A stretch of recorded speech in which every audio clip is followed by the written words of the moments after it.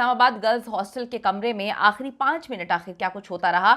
ईमान को कत्ल करने से पहले वो जो 3 लड़कियां थीं उनको वॉशरूम जाने के लिए किसने कहा? क्या उन लड़कियों को बंद कर दिया गया था? क्या उन लड़कियों को डरा धमका दिया गया था? या वो लड़कियां अगर आवाज बुलंद करती, चीखती, चिल्लाती तो आज ईमान जिंदा होती? ये एक प्लान्ड साजिश है। पुलिस ने अंदर की कहानी बता दी। ईमान के मोबाइल से क्या निकला, ये जो लड़का जिसने कत्ल किया है इसका क्या ताल्लुक निकला इन लड़कियों से या फिर ईमान से, आज की वीडियो में इस पर बात करेंगे। जी, अफसोसनाक वाकया पेश आया इस्लामाबाद में। कोई पहला वाकया नहीं है। इस्लामाबाद में तो अजीबोगरीब किस्म की हरकत होना शुरू हो चुकी हैं। कैपिटल है लेकिन फिर भी वहाँ पर डर और खौफ ख़त्म हो चुका है। गर्ल्स हॉस्टल जहाँ पर 5 से 6 साल से ये लोग मतलब ऑपरेशनल था और यहाँ पे लड़कियाँ आके रुकती थीं और ईमान के वालिदैन ने ये कहा, फैमिली की जानिब से कहा गया कि ये सेफ़ था, इसी वजह से हमने जो है वो यूनिवर्सिटी के हॉस्टल की बजाय प्राइवेट ज़्यादा फ़ीस भरकर, पैसे भरकर जो है उसको यहाँ पर जो है वो रह रही थी। अब बड़ी अजीब सी बात है कि गर्ल्स हॉस्टल में 2 घंटे तक एक दरिंदा आता है, गन के साथ आता है और छुपा रहता है, कुछ भी कर सकता था। गार्ड्स कहाँ सो रहे थे, इंतजामिया का क्या मौक़िफ़ है, इंतजामिया कहाँ सो रही थी, बड़ी अजीब सी बात है।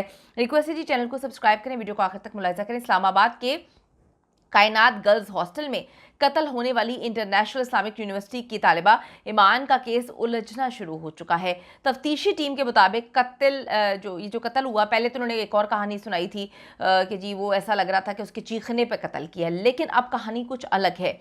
अब हॉस्टल के करीब रहने वाली एक खातून के मुताबिक गोली चलने की आवाज़ सुनकर सारा इलाका इकट्ठा हो गया था।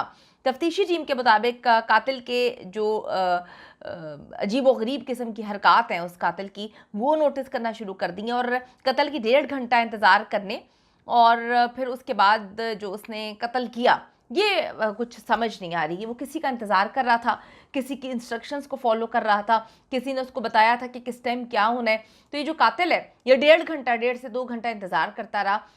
ये बड़ी अजीब सी बात है कि वो किसका इंतज़ार कर रहा था। वो बिल्कुल लोडेड गन लेकर आकर वो इंतज़ार कर रहा था।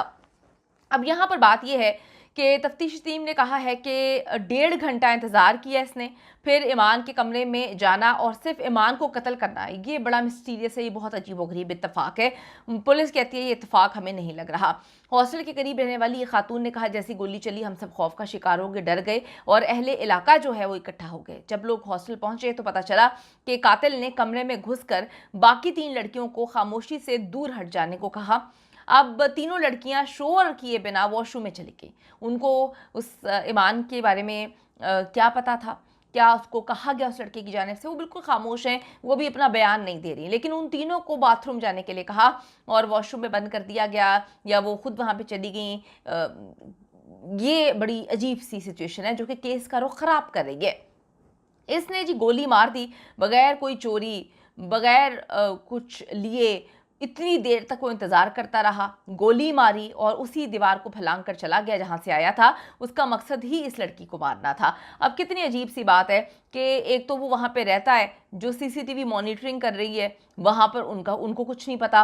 जो गार्ड वहाँ पर है, लड़कियों का हॉस्टल है ना, ज़्यादा एहतियात होनी चाहिए, वहाँ पर गार्ड्स का कोई लेना देना नहीं है, उनको नहीं पता। वो आया भी उस रास्ते से और कत्ल करने के बाद गोली चली, अहले इलाका इकट्ठा हो गया, लेकिन यहाँ पे कोई गार्ड नहीं था, वो चला भी उसी रास्ते से गया, उसको पकड़ा भी नहीं। बड़ी अजीब सी बात है। या तो पकड़ना नहीं था या तो अंदर से कोई मुलव्वस है, यही चीज़ें हो सकती हैं। इब्तदाई पोस्टमार्टम रिपोर्ट के मुताबिक ईमान को कमरे में गोली लगी और वो खून ज़्यादा बह जाने की वजह से जो है वफात पा गई।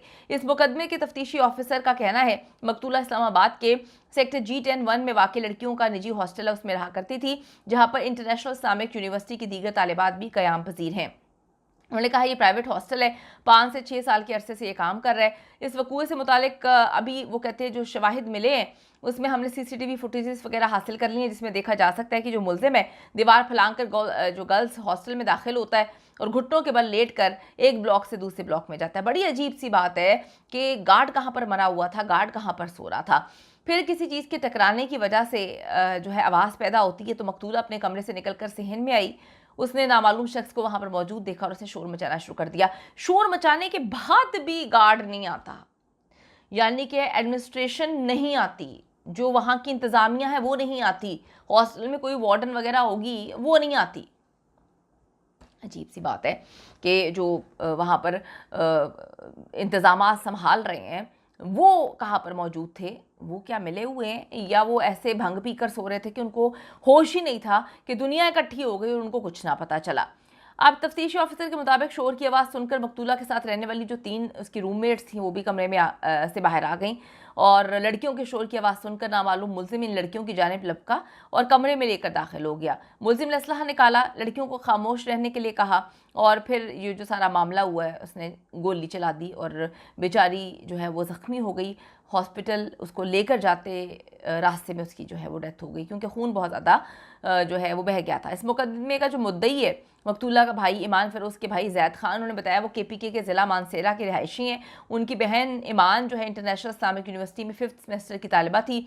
उन्होंने कहा कि उनकी फैमिली ने ईमान फ़िरोज़ के लिए यूनिवर्सिटी का हॉस्टल लेने के बजाय प्राइवेट हॉस्टल में कमरा लेने को तरजीह दी थी क्योंकि मुद्दई मुकदमा के मुताबिक बकौल इस प्राइवेट हॉस्टल में सिक्योरिटी और दीगर सहूलियात यूनिवर्सिटी के हॉस्टल से ज़्यादा अच्छी थी जो कि हमें नज़र नहीं आई।